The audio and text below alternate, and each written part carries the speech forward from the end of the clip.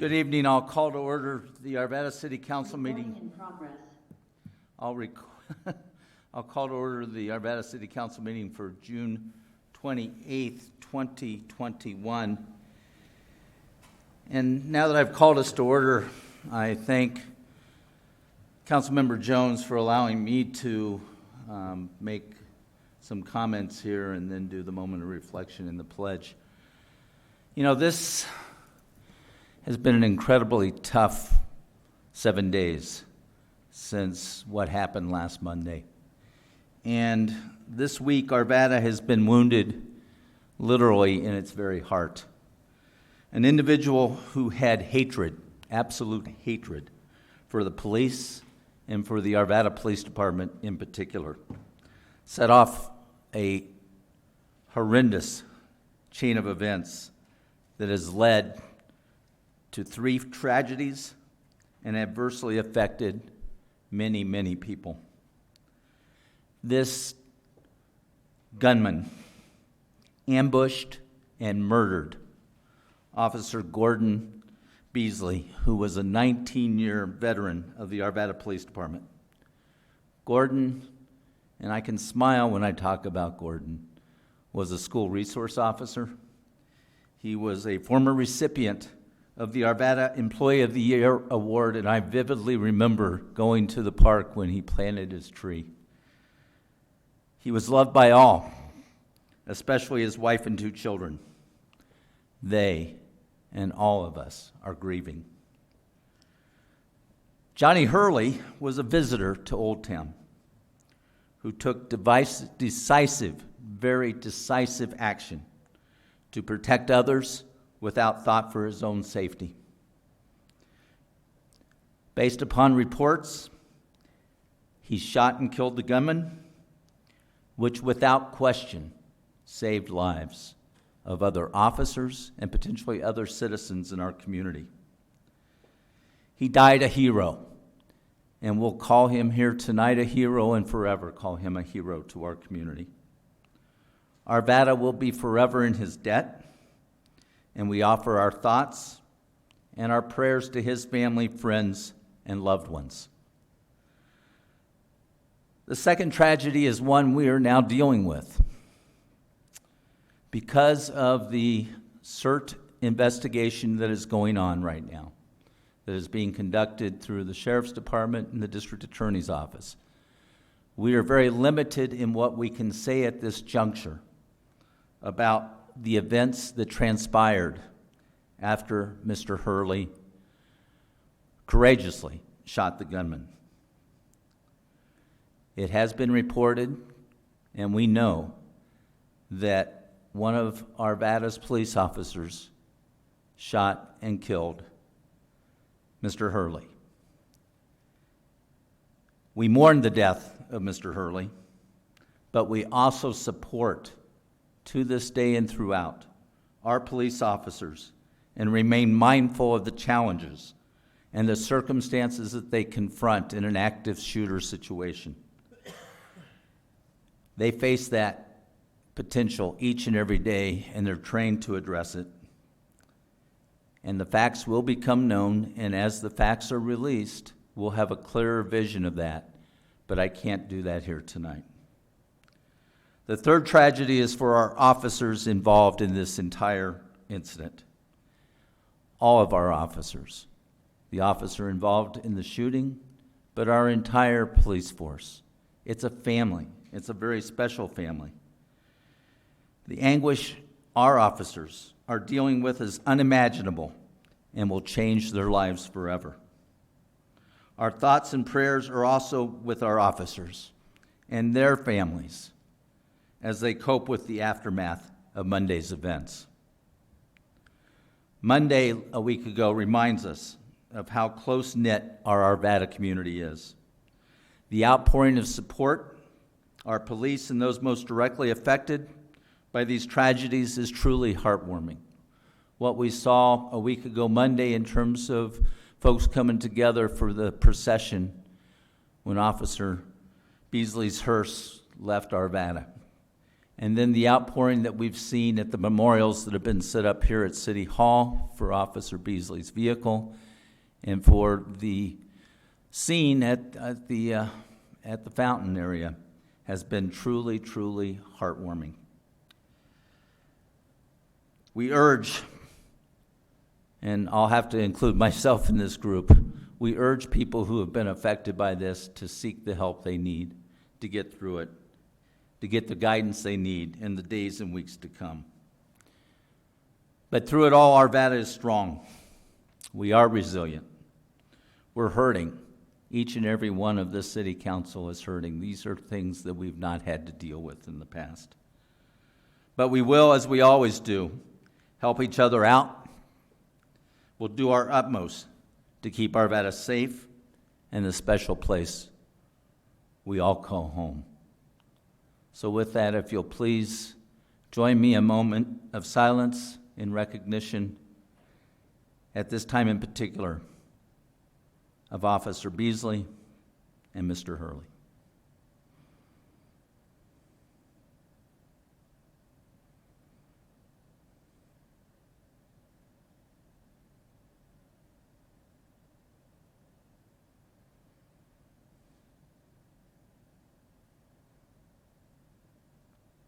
Thank you, and if you'll now join me in the Pledge of Allegiance.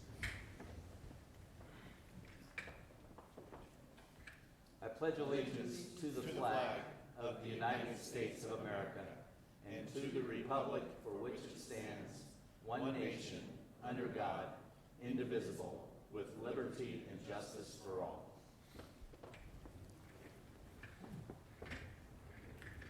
Thank you, and as we do the roll call, I want to repeat something I said to City Council. There is no finer City Council that I've had the great pleasure to work with to see us through these days, and I am immensely thankful to each and every one of them.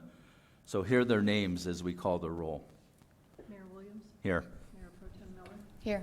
Councilmember Piper? Here. Councilmember Ford? Here. Councilmember Jones? Here. Councilmember Marriott? Here. Councilmember Simpson? Here. We have the minutes of June 14th. Are there any changes or corrections? Seeing none, they stand approved as presented. We have a couple of recognitions tonight. I'll first call upon Councilmember Marriott.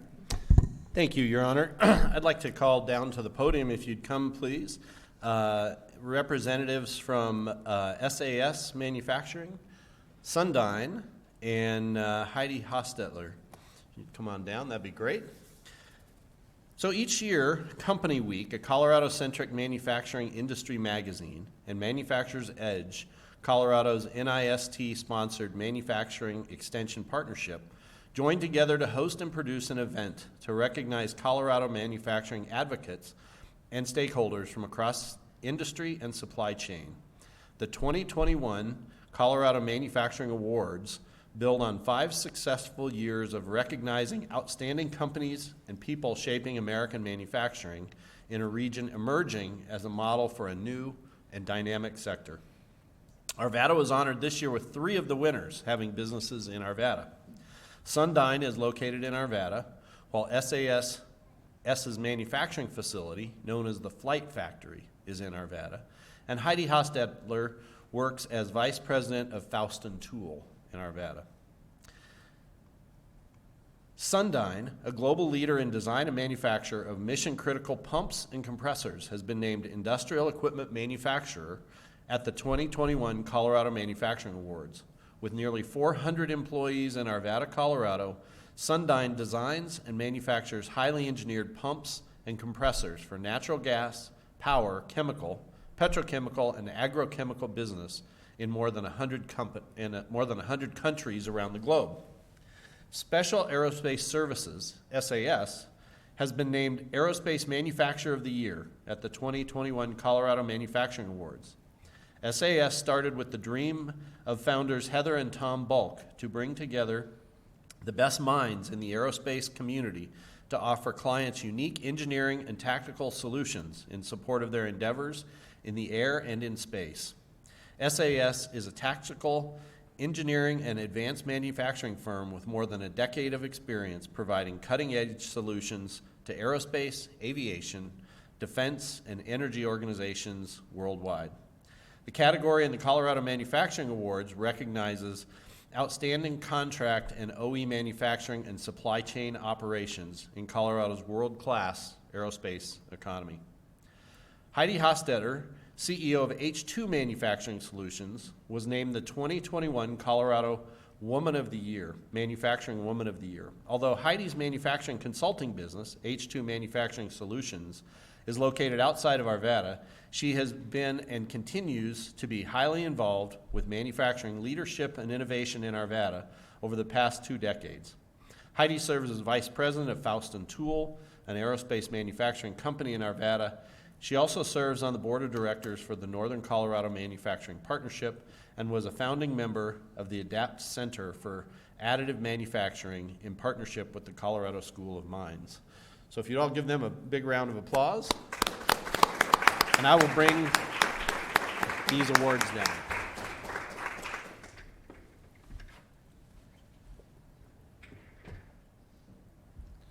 And I see that Heidi's joining us via Zoom.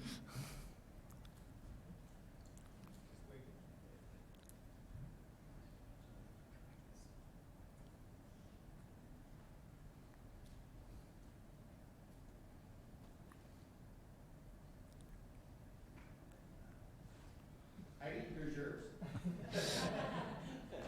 She's on Zoom, and do we have Thank you so much. They were supposed to call in, but they didn't Okay. join us, so I'll just take those. Okay. Is that okay? We'll make sure that they get them. And do the owners of SAS like to make a statement? Would you like to say anything? By the way, they have a great capsule of the Apollo series at their operations here in Arvada, and it's an exciting place to go visit. Go ahead. It continues to be an honor to be a part of this community. Moved and touched beyond comprehension by your comments, Mayor. We are honored to be here, and this is the greatest honor that we could have. As much as we would like to take credit, it's our team members. So thank you. Thank you. Thank you.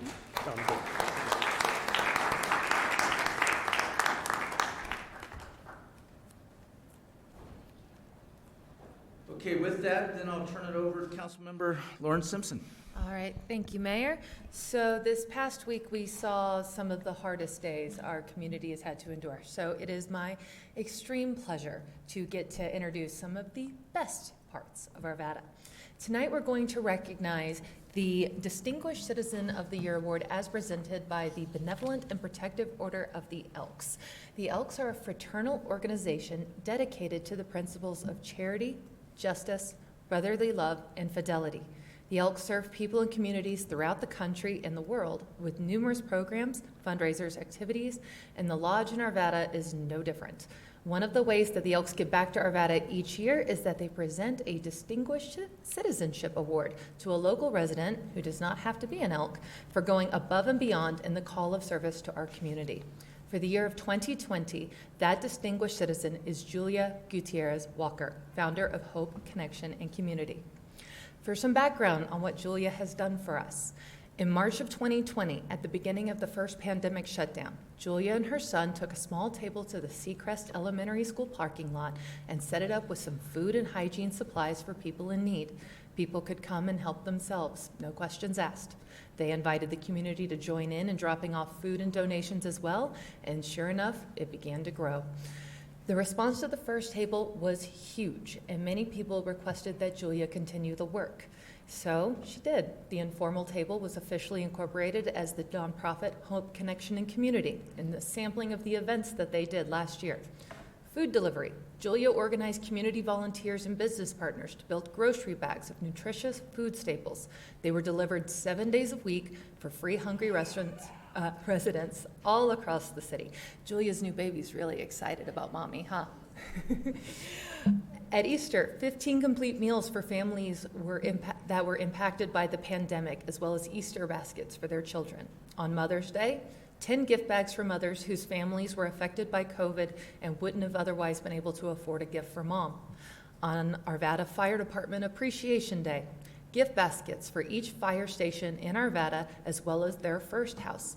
Also supporting the Light the Night event and by purchasing and distributing red light bulbs to support fallen firefighters and their families. On Police Appreciation Day, which is notably relevant right now, gift baskets for all the police stations in Arvada, as well as many thank you cards created by community members. A summer bike drive which collected 64 bikes of all sizes for hurting families. Kids and their parents came to pick up their bikes at a socially distant barbecue event with live music to get them outside and enjoying the summer despite the conditions we were all living under. For Thanksgiving, Hope Connection Community built 10 complete Thanksgiving dinners and distributed them to families in need. And at Christmas, HCC hosted the Tree of Hope, which paired 103 kids with sponsors who secured Christmas gifts for them. Julia was also worked with a local food caterer to provide 25 meals to families in need. Overall, HCC estimates that it has served approximately 1,000 Arvada households that were in need in 2020. So I would like to invite the representatives of the Elks Lodge down, as well as Julia, to come down so that they may tell us a little bit about their award and present it to Julia.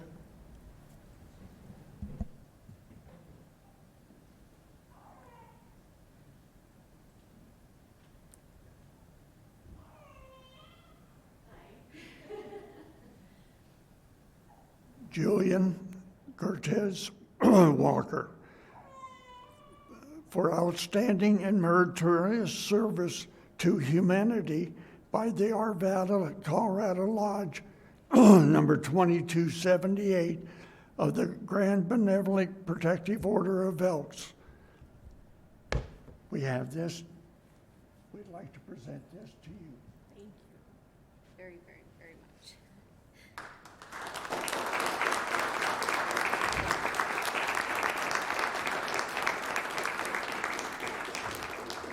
The Elks, I think, have chosen, or the council has chosen a very, very deserving young lady. I'd like to thank her. Lauren? All right, come here. We're allowed to hug again. All right, and then this is from the city council and all as well. Thank you. Come on, let's get a picture.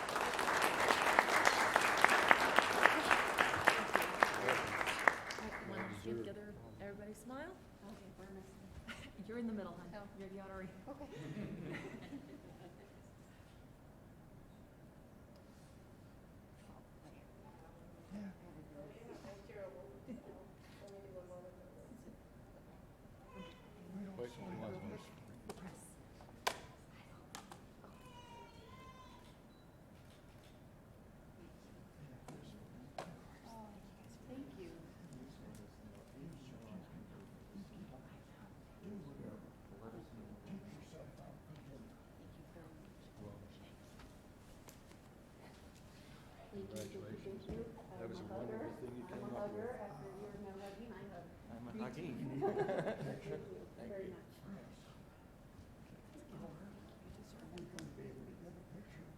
Yes, I got them, and I will get it to you. We'd like to submit this to the Elks. Julia, would you like to say something to us? Yes, Julia, please. Oh, boy. You don't have to, but. No, sure, I would. It's, I'm gonna cry. I'm a crier. I'm really not, but it's been a tough day. It's been a tough week. It's been one hell of a year. But I'm touched and honored to receive this, but in no way, shape, or form do I feel that I needed recognition for it. I'm humbled and moved with these awards, but I think it speaks more, and this is what I told the press on an interview, is this community. I love Arvada. Arvada welcomed my son and I 11 years ago as transplants when we moved here from Wyoming. And we've been a part of this area, and to see our community hurts my home. And to find a way how you figure out to be one person to make an impact when thousands upon thousands of people are hurting and being devastated by something that's out of our control. How do you do that? And food, like help and community and connection and love and some sense of hope. all through a table. And so I want to thank the community for giving me the opportunity to teach that to my son. He got to witness, the decency and humanity where that's lacking so much in our communities anymore. So help me be a good mom, teach good lessons, meet amazing people in the community. So I want to say thank you to everybody else, because it was more of an impact on me than I think I ever made to anybody else. So thank you.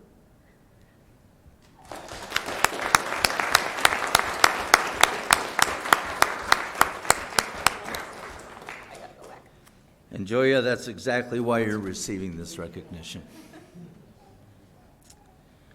We now turn to public comment. I've got two individuals, and I will apologize. I'm terrible with names, but Dahalia, if you want to come forward and correctly state your name.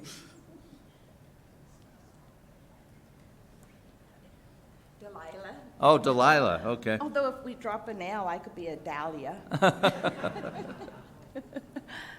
Okay, I'm Delilah Mackinac. Oh, do I just start? Yes. Okay. I'm Delilah Mackinac. It did strike me at the time that all of the Arvada shooting was happening. I was at home with my own son, working on the challenge of drug usage. I was happy at the time because I knew it wasn't my son that shot him, anybody, this time. And I typed up a quick thing of what I had to go through, and I'm still working on. You cannot get help for your kids. So I am challenging all of you, everybody that is in here, think of somebody, and just, you cannot be nobody important. Well, I'm sorry, but you have to be just a normal citizen and try to get your kids help. They put you in circles. They don't, oh, he has to be clean, okay? You have to get him to admit and be willing. Okay, I need to take him in as soon as he says yes. I can't wait. Oh, you gotta wait for a bed. Okay, but my only request is, I want to challenge you guys, everybody, to try and get your own kids help. He's 32 years old, okay? He has threatened to me before, I'm gonna go to Walmart and kill everybody. He needs help. The only way I could get help is at the time is if he's threatening to kill somebody or something, then I can have the cops come. The other times, it's not as bad, but it changes fast. You cannot, normal people, regular people, cannot find the help they need. So this is my challenge, every one of yous. Be a normal person trying to help your daughter, your son, your grandchild, your parents, sister, brother, aunt, uncle, a friend that has a drug problem. And see where you get. Nowhere. Oh, we don't have a bed. You have to wait till they're admitting that they want to be here. That moment, you have to have a bed. And what we'll do here is, we've got your information. Our city team will get back to you. There are resources out there, and we'll try to do our best to get you in Okay. contact with some of those resources. I'm sorry, that's me. There's a lot of other parents, sisters, brothers that are trying to do something, and it just don't happen. It needs to be more out there to help everybody, not just me. Sure. Sure. You know, that's great, you'll help me. There's Well, a lot. Yeah, and the main resources I would be thinking of would be Jefferson Center Yes. for Mental Health. And okay, ma'am, I've been this to is them. okay. This is unfortunately we can't really have a dialogue on this Right. tonight, but I thank you for your comments. But We appreciate that. can you guys at least do the challenge that I'm asking? Just be a normal person, see how far you get. Okay, Every Thank you. one of yous. okay, thank you. Okay. Mindy Moore.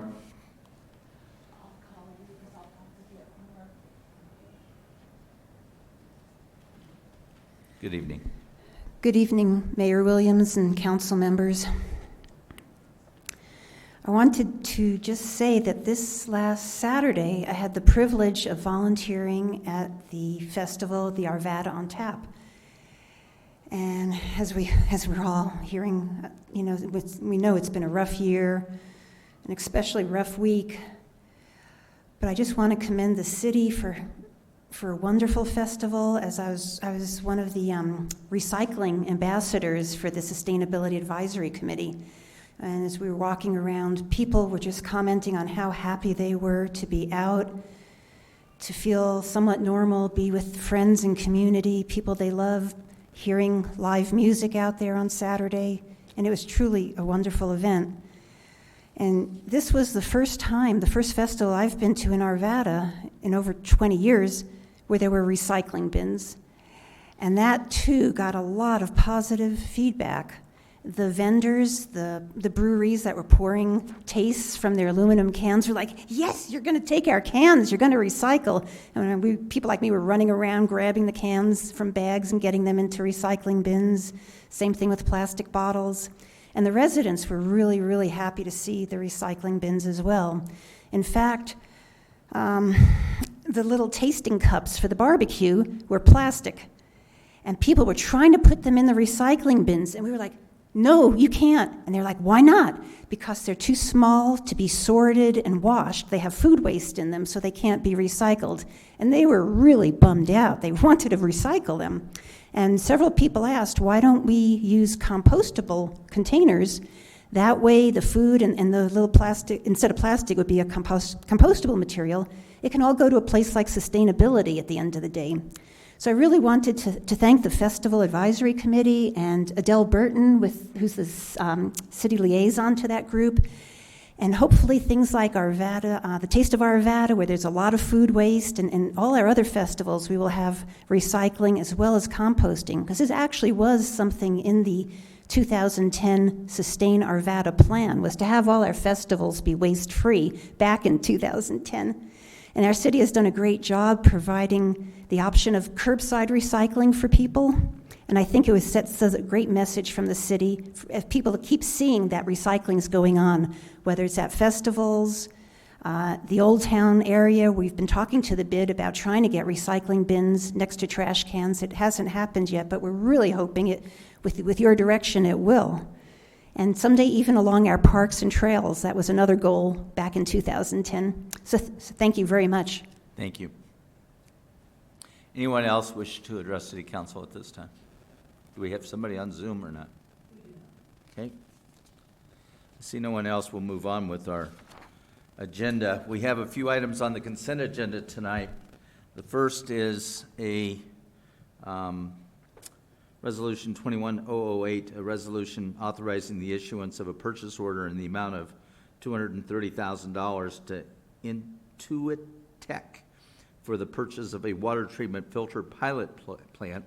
Next is a resolution authorizing contracts for on-call engineering services in an amount up to $450,000 per contract for work as specified within each individual agreement with the following contractors: Brown and Caldwell, Burns and McDonnell Engineering Company, Carollo Engineers, CDM Smith, Felsberg, Holt, and Yolavig, sounds like a law firm, HDR Engineering, J&T Consulting, Jacobs Engineering Group, Matrix Design Group, Muller Engineering Company, Murray Smith, Roxall Consulting Group, Sandtech Consulting Services, and Terracon Consultants, Inc.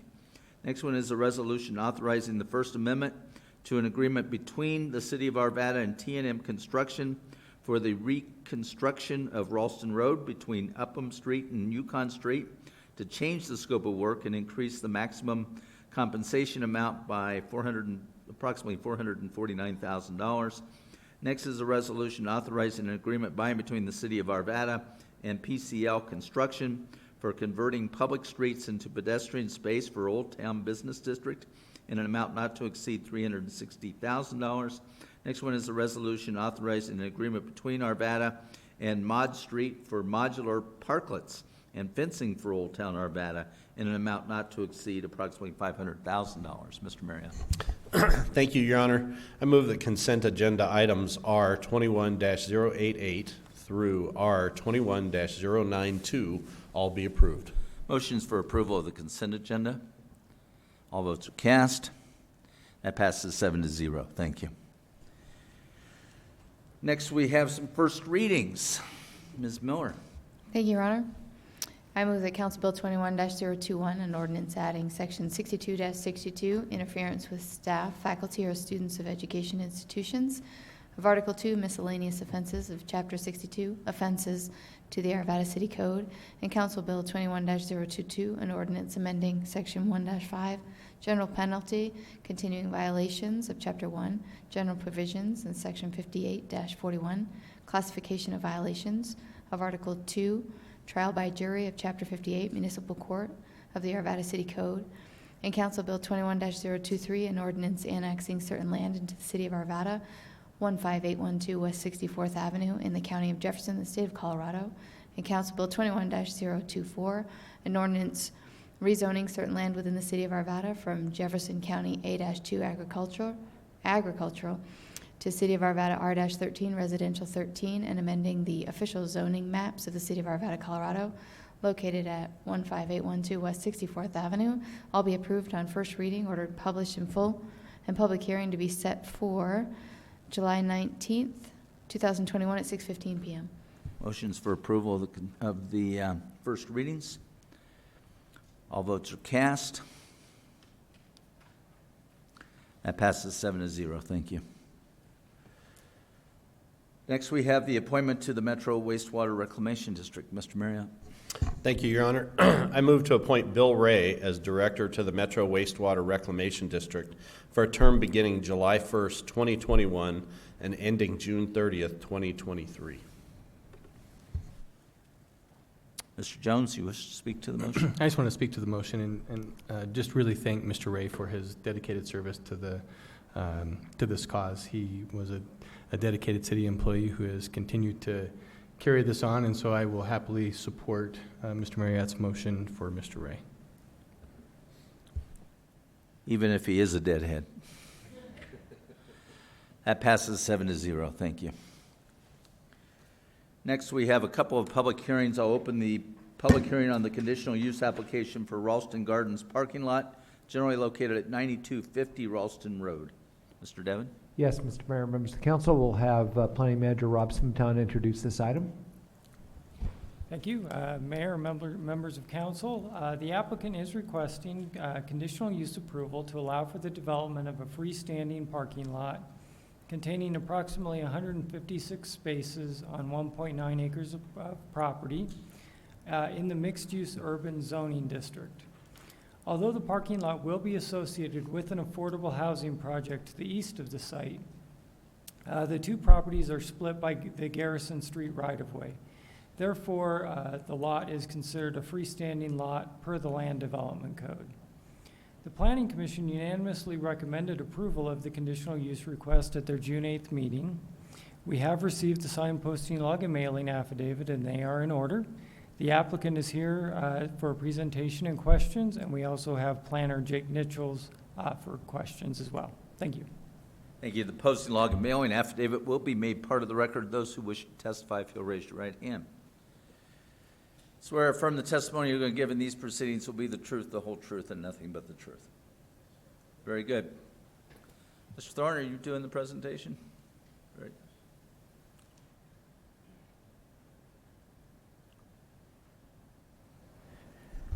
Thank you, Mr. Mayor. I'm George Thorne, and the full city council as well, and certainly other people that I've had the pleasure of working with in your city, like Mark Devon, I think since literally the week you arrived here.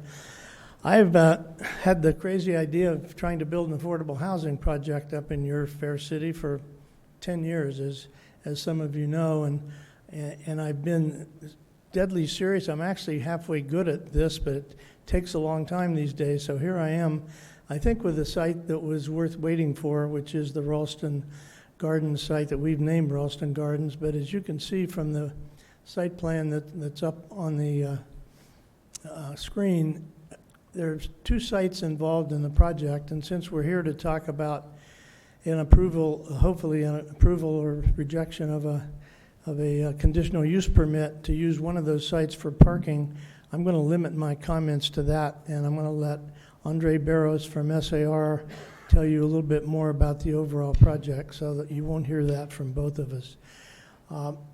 Initially, we tried to buy what's listed up there as Parcel A, which is, we refer to as the IRG site because it was owned by IRG, the people that developed the Walmart store. And it's called an out parcel because it wasn't part of the actual Walmart parking lot per se, but it was an extra parcel that they've had trouble selling for 5 or 6 years. And we tried to buy the site going back probably 4 years and got it under contract at one point, and came to the city and worked with the staff on putting together a site plan. And the trouble we were having making it work was parking in your fair city. Is an issue for multifamily projects, and your parking ratio applies not only to market rate projects but also to affordable. So we had a tough time fitting our building and our parking onto one site when the people, Maureen Fair and her staff at the Urban Renewal Authority, made us aware of the old city stores building, which as you now know is being demolished. So long story short, we've been able to put a project together that we think takes advantage of this great location, but also solves our problem of not having to build a parking structure to accommodate 160 parking spaces for a 102-unit affordable housing project. So what we're asking you tonight is to approve a request for a conditional use permit to park our entire surface parking requirement on the IRG site, the Walmart site. We'll do a great job of landscaping and taking care of the site. As any of you who've been out there know, it's kind of an eyesore today, so it will be cleaning up a site that needs some attention anyway. And then we'll build the building itself, a 4-story, 102-unit building on the city stores site across Garrison Street. And one of the reasons we've gotten so far into this project before we came and talked to you was initially we had proposed to the city, in fact I think it was a joint idea, to connect these 2 sites with an easement, which would have made it possible to park on the IRG site without having to do a conditional use permit, because it would be in fact one complete site.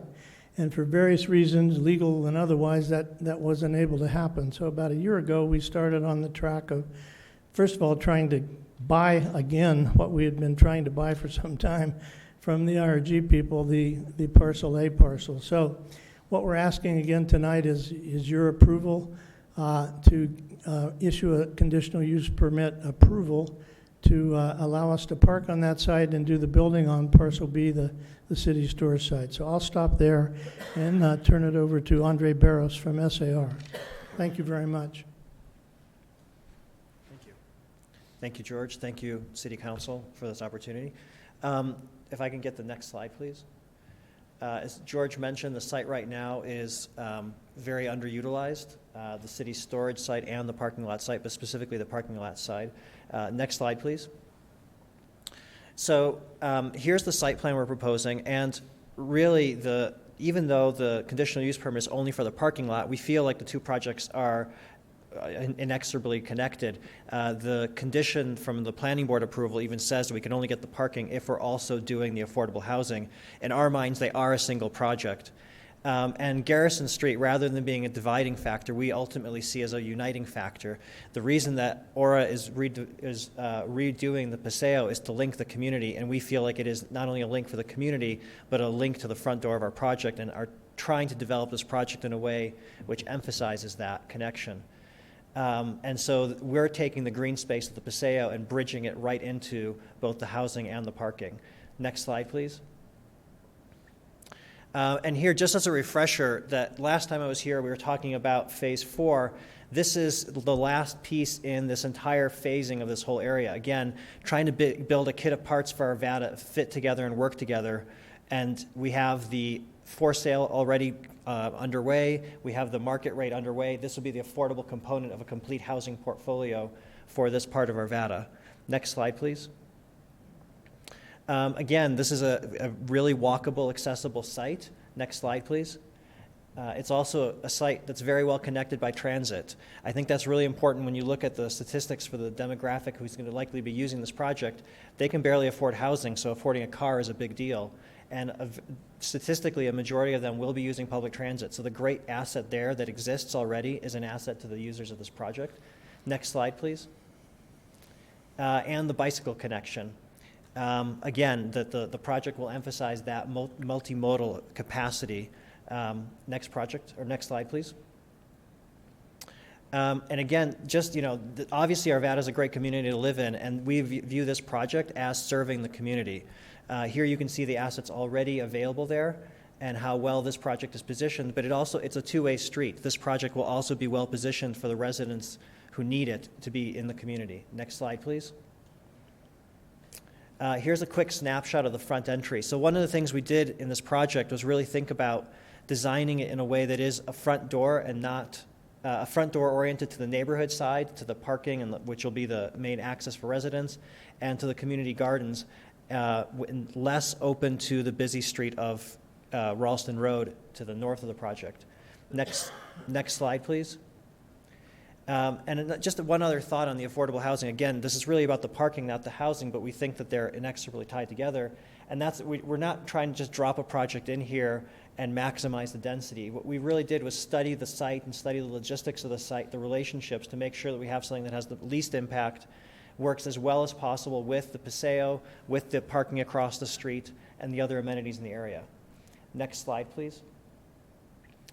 So once again, here's the snapshot. If we look at the parking itself, you'll see that along the north edge of it is the existing fire lane. Right now, you may know that as sort of a potholed stretch. That will remain to provide access through. You'll turn off of that into the parking lot, which will be landscaped and developed as well as possible for a parking lot. Along the edges of it are green buffers, and then the front door crossing there to the entrance to the affordable housing, a plaza there to allow pickup and drop off and utility vehicles, service vehicles to get out of the way without blocking the Paseo and without using the parking lot and crossing over. And then again, the residential on the right side. And then last slide, please. Here's just one more snapshot of, again, the residential side and what's coming once we get approval for the parking. Thank you very much for your time. We look forward to your questions. Very good. Are there any individuals in the public that would like to address City Council on this matter? Do we have anybody on Zoom? Okay, I'll close the public comment portion. Since there's no additional testimony, there's no need for rebuttal. I'll close this aspect of the public hearing, open it up for City Council questions or action. Ms. Ford, you're first. So I just have a couple questions. And I'm sorry I didn't catch your name. Andre, yeah. You mentioned that there is the ability to drop off and pick up at the front door? Yes. And then when they do, how do they get to the parking lot then from that front door? So, would it be easier to pull the slide back up? Is that possible? Thank you. So just on the slide, you can see labeled an area called Plaza on the right, just below entrance. So we've designed that to be large enough for a vehicle to turn around. So a car coming southbound on Garrison Street would make a left turn into the project drop off at the front door, make a loop, and then drive right back across to the parking. And we've sized it to be large enough for a regular vehicle to turn around there, or like a moving truck to actually do a 3-point turn there. They'd have to hammerhead there. It's not quite the turning radius for a truck. Okay. And just out of curiosity, it has nothing to do with the parking lot, but on this project, what is the market that will be renting here? So George can speak in greater depth to that, but in general, the target is 30% to 80% AMI residents. Okay, thank you. Okay, Mr. Jones, you're next. Thank you. Just a couple of questions on the parking lot itself. So I see where the fire lane is, and then it looks like there's a very distinct turn into the parking, or entrance into the parking lot. Is that the only entrance in and out of the parking lot? Yes, it is. And will this parking lot be like a parking permit, so permit only, or will general public be able to park in this parking lot? It would be signed for resident-only parking. Okay.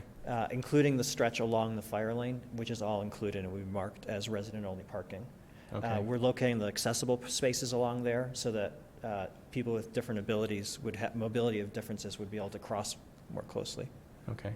And then I see a green box, and I don't know if that green box is indicated for like a electric vehicle, or is that just supposed to be a vehicle? The green boxes are actually planting. The electric vehicle charging is something that we'll figure out as we go. There is 3 factors that will influence the final number. So CHAFA, who we're seeking funding from, has requirements for electrical vehicle charging, I believe on 50% of the spaces. Then there's code requirements, and then there's market requirements. Really, it'll come down to the specifics of what kind of chargers we put in and how much of that is conduit for future and how much of it is built on day one. So will you so it sounds like you're going to lay the conduit regardless. We'll lay the conduit regardless and put in some capacity in day one of both fast charging and slow charging based on whatever the market kind of dictates at that time. Okay. And then who will be responsible for cars that are parked illegally? I don't know. The management company that will be engaged by us, which is... and that's fine. It's just so Ralston Gardens. We will manage that parking lot. It'll be not only well landscaped, well lit, but it'll be security as well in terms of security cameras. We'll know who's parking, so anybody in and out. If you notice, obviously all of you are much more familiar than most people with the Walmart situation. That eastern part of that Walmart lot is virtually empty except for the Thanksgiving holiday and the Christmas holiday, and they wanted this lot to be part of their overflow parking. Right. So that will be our major concern to make sure, and that was frankly what held up our being able to buy the site for as long as it took to get there. And we're still under contract, but we've worked out the issue that Walmart people, trucks, et cetera, can't park in this lot. This is purely for the residents of the affordable housing. Perfect. That's the answer I wanted to hear. Thank you. Very good. Mr. Marriott. Thank you, Your Honor. Mr. Thorne or Mr. Barros, I have a couple questions for you. So the Garrison Street Paseo, the northern end of it, kind of ends right about at your front door there. And as folks come down that hill on the new Paseo on their bicycles, go into Ralston Central Park or other places, have you left enough room on the sidewalk where I see you've got these tree plantings proposed and all that for them to ride their bicycles down the sidewalk, or is your expectation that they'll ride down the street at that point? So that's a multifaceted answer. So we're working on that both from this project side and with the Garrison Street Paseo, and working to figure out ways to get 2 bike lanes there. So there will be one on either side of the street to allow them to route around the entrance and align with the bike lanes across the street to the north. So bicycle and pedestrian safety are priority number 1, even if it's inconvenient for cars. Okay, and so, but it is important that you have that entrance to the fire lane right there to be able to access your parking lot from that The spot. entrance to the fire lane is dictated through a easement, so there's already an easement there that requires it to land there, and utilities underground. So Right. the fire lane is kind of restricted in where it can go, and we're working backwards from there. Right, okay, got it. Second thing is then, for folks who are coming from the south and coming down the Garrison Street Paseo, who may be going to Walmart or to any of the businesses to the west of there that are still on the south side of Ralston Road, is there any ability for you guys to put some bike access along the south side of your parking lot, just so that those pedestrians or bicyclists don't have to deal with and compete Sure. for that fire lane, and with, this is going to be 150 cars coming and going every single day, and, pedestrians and bicycles will need to compete for that space. Right. So the south edge of the site is actually, the terrain is too steep for bicycles. What we're thinking is that the sort of widened zone between the parking and the fire lane that's about 10 feet wide. So we're hoping that's wide enough to accommodate pedestrians and bicyclists there, with a curb separating them from traffic. So that people moving east-west, from a grade perspective, that's sort of the ideal zone, is that zone that would cross our driveway into our parking lot. Right. The only thing, I guess, that if there was some other option, by doing that, you're having them compete with cars for that spot. And if they were in a spot where that wasn't possible, where that didn't happen, if they had a separate spot, whether it's along the south boundary of that property, or maybe even a pedestrian sidewalk bike lane through that center aisle of that center landscaped aisle through your parking lot, or something, just to put them in both a safer spot, but also in a place that's maybe a little less competition for the spot, so they're more inclined to walk or ride their bicycle from the neighborhoods to the south into those services versus driving their cars around there. Great, thank you. We'll as we proceed, we'll make sure to incorporate that. Okay, thank you. That's all I have. Mr. Pfeiffer? I just want to reserve the motion when the time's right. It's time. Oh, perfect. If there's no any other questions, just want to triple check. There are none. Okay. I move that the conditional use application for the Ralston Gardens parking lot, generally located at 9250 Ralston Road, be approved with the following condition. The conditional use for this proposed parking lot shall only be valid if it is used to comply with the off-street parking requirements of the associated affordable multi-family development at the southeast corner of Ralston Road in Garrison. This motion is based on the finding of fact adopted by the Planning Commission. I think that's it.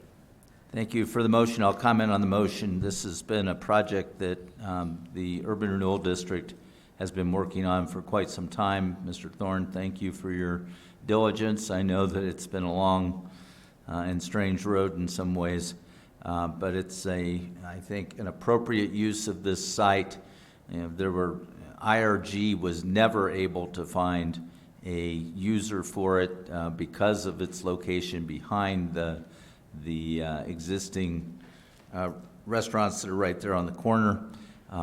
We had to go through quite the machinations to get Walmart to loosen up the issues in terms of cross-parking that have been resolved. I want to thank the Urban Renewal team for their work in getting that done.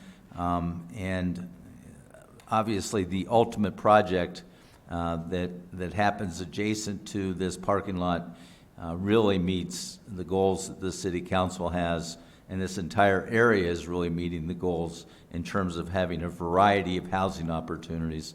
And Mr. Thorne, I will pledge to be happy to report to Chaffa and go attend. And we had some luck with Shelley Cook's application most recently, and I don't think I'll be jinxing you by going down and speaking in favor of this project as well. So with that, that passes 7-0. Thank you. Good luck on the rest of it, and with the Chaffa process to get this project ultimately into the ground. Thank you. Okay, next we'll move on, and I'll open the public hearing on the major modifications for Gray Shoe Unit Addition, generally located at 5430 Esta Street. Mr. Devon? Yes, Mr. Mayor, members of the council, again, we'll have Planning Manager Rob Spintana introduce this item. Thank you again. The applicants in this case are requesting approval of 3 major modifications to allow for the addition of a residential unit in the existing building.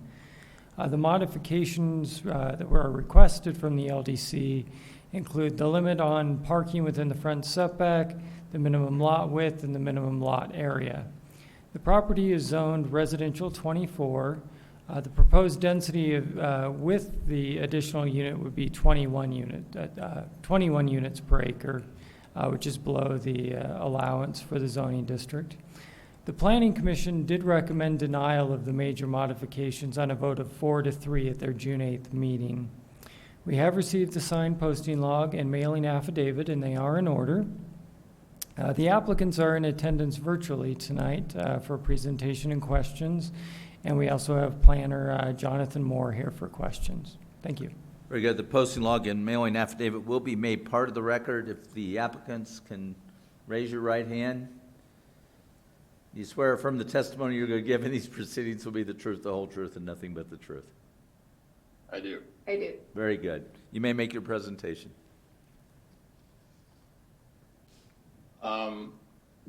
Great. Well, thank you for your time. So as was said, we're seeking approval for a major modification on 5430 Esta Street. Oh yeah, can we go ahead and go to the next slide? Thank you. You bet.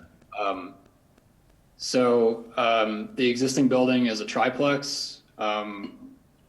The previous owner, some background on this property, had attempted in the past to convert it into a fourplex and had already added an additional electric meter. So there are 4 electric meters currently. The basement plan had already been divided with a 4th unit in mind, and egress windows had been added to allow that division of the basement. And the property was marketed in such a way that led us to believe it could be converted to a fourplex if we finished that. We later learned that that was not possible given the current zoning. So we've started this process and now we're here. So the plan involves extending the parking structure to meet the requirements, or at least as much as we can given the space, and then divide the basement unit into a studio on one side and a 2-bedroom, 1-bath on the other. And yeah, there's already a hot water tank that supplies one side of the basement versus the other. So really, it's just the exterior changes on the parking and some interior changes. Next slide. So this is the current site plan. You can see that the existing parking exists on the side of the house. The front of the house is sort of where it says lot 6 here, and that's the yard. So the idea would be to extend this parking structure to allow additional parking spaces if we do make this a fourplex. Next slide. So this is the proposed. You can see that we've extended basically this parking. It's basically a driveway. Extending that, potentially removing a tree to extend that and gain more space. And this just shows that. And to add on that, so this is the parking currently is on the side of the house. It's on the West 54th Place. And the front of the house, which is on the Esta Street, and you can see on the right-hand side, that is a kind of a dead end that goes into the RTD railway. But if you look at the picture on the bottom, those are also people usually park there. But it's not usually our tenant. It's actually usually the apartment complex that's across from our property. Next slide, please. So this is the proposed interior plan. So there already is an existing entryway into one side versus the other. The right side of this plan shows kind of the build out of a studio unit as we would like to do it. And you can see that the existing egress window is there, as I mentioned previously. Next slide. So when we went through the minor modification, there was a couple of things that the city staff has brought up to us. The first one is the front setback, and as you may remember from the previous outline, the front setback is actually is a yard, and also because the way the property was drawn, there isn't really a way for us to have 8 parking spaces in the front. So, you know, next slide, please. So we will propose the parking spaces to be on this side. And then the second one that was a consideration is that the building center requires 10,000 square foot and 4 unit street. But the size of lot is only 8,000. But I believe this is administrator that can be override by the staff. And also, you know, this particular building is located on a dead end street on a residential street that's pretty much almost kind of alley, has an alley-like access. And also, you know, we're willing to limit the number of tenants on our property to make sure that, you know, we don't have excess amount of tenants or people living there and then have a lot of cars on the property or on the street to interfere with the neighborhood. Next slide, please. So the third consideration, we kind of reiterate that already. You know, currently we require about 7 to 8. We only have 5 right now. So that is, we cannot allow that to have 8 parking spaces using the current code. The only way that we can do it is on the side of the house. So, you know, again, like we are willing to, 1, limit the number of tenants to 1 per unit to mitigate some parking pressure on the neighborhood.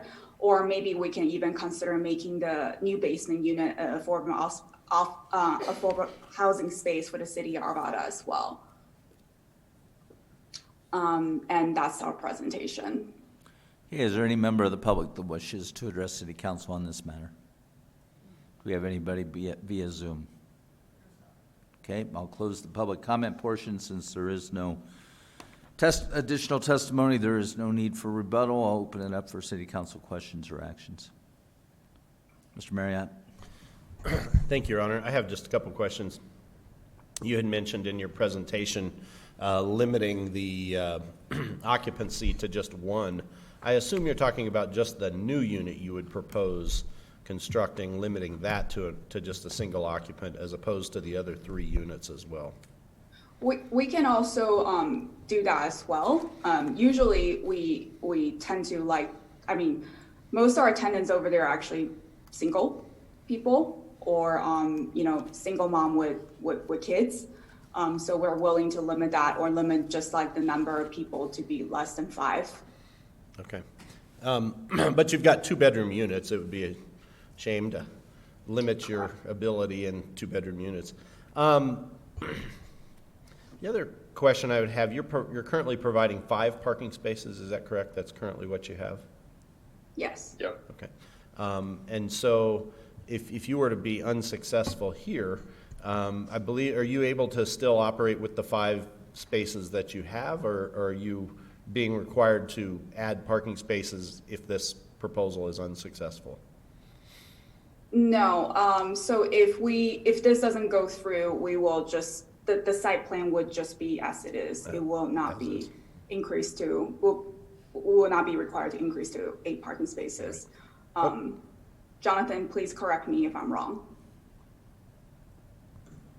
That's correct. The existing structure, if no changes are proposed, there's no trigger to bring the site up into compliance as long as it remains as currently approved. They can continue operating as it is. Okay, thank you. Are there any other questions?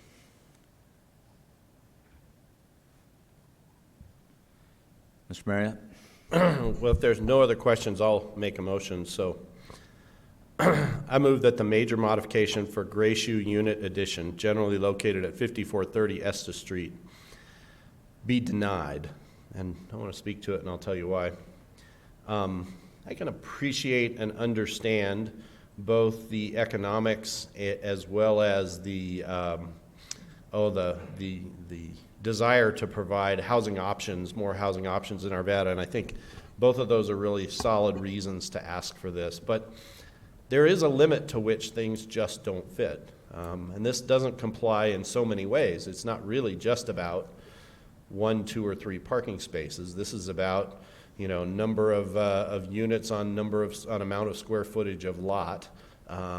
It's about a whole bunch of different things, and so I think for those reasons, I don't see any compelling reason to make all of these exceptions to our land development code just for one studio unit in a spot that's multifamily already and is seems to be functioning quite well. So that's why I make my motion for denial. A yes vote is for denial, to be clear, in favor of Mr. Marriott's motion. All votes are cast. That passes 6-1 with Ms. Miller voting no. That concludes our public hearings for tonight. Is there any public comment at this time? No, thank you guys for your time. Really appreciate it. Thank you. There is not. Okay, I'll close the public comment portion, open it up for reports from City Council. I see no requests to make any reports tonight. We have no committee reports. Mr. Devon? Yes, Mr. Mayor, members of the council, just a reminder that the next time we will have a city council meeting will be actually the business meeting of July 19th. We have the July 5th as a holiday, and then on July 12th is the appointee evaluations. Okay, thank you. Ms. Morris, anything from you? Nothing from me, Your Honor. Thank you all, and I do want to take this opportunity to thank our team. They've been through obviously a very difficult time. This goes beyond just our incredible police department, but it goes to all of our team at the city. Just walking through City Hall this evening, I've seen the faces of our team and how troubled they are by the events of this week, and to let everyone know that the City Council stands firmly with all of our employees here at the City of Arvada. With that, we're adjourned.